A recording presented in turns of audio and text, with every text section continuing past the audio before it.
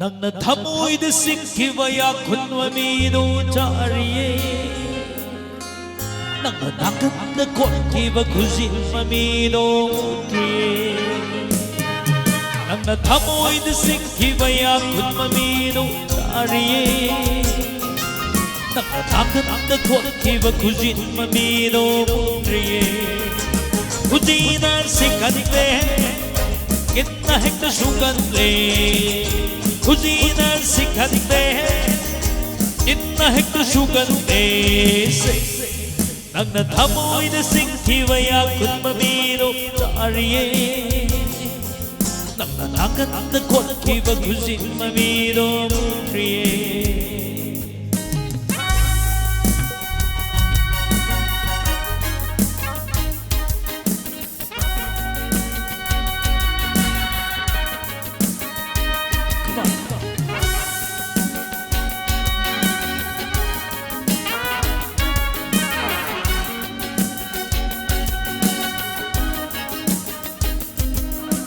Kauragi khali aina safarak hanna nangbu Kauragi khali wakhalna safarak hanna thamoina Kau hai bayadre aksagi kayat pumana Kauragi khali aina safarak hanna nangbu Kau hai bayadre aksagi kayat mana Nangna thamoida sikhiva yakhunwa mido chariye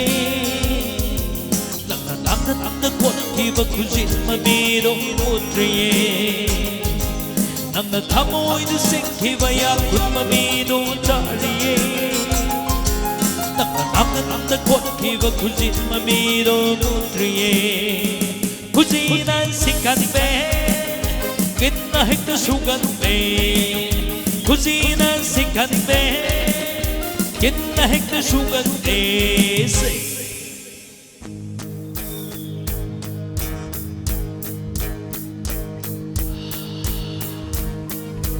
Ay party say yengma lakpiriba mayam matam amadani nupa na nupi hundokpa chanarami Sakhulapay matungina hujikti Nupi na nupa hundokpa chanare mayam yabibrom daibiu Nupi na hundokpiramlaba nupa mayam kidamata saksabi saini Nupi na hundokpiramlaba nupa mayam ki hubukbam na nizage Nupi na hundokpiramlaba mayam come on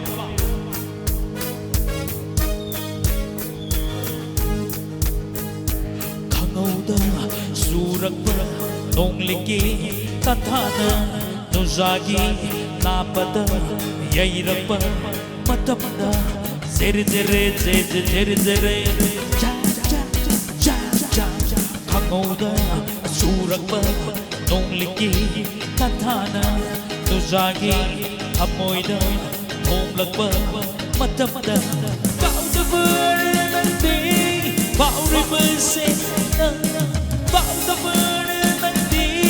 bauri base aina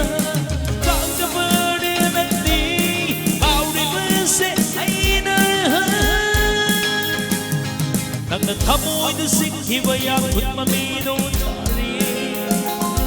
Nangna nakatna kothiva khujinwa mido triye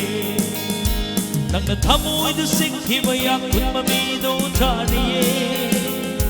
Nangna nakatna kothiva khujinwa mido triye Khujina sikhante kitna hekta sugande Khujina sikhante kitna hekta sugande Thank you.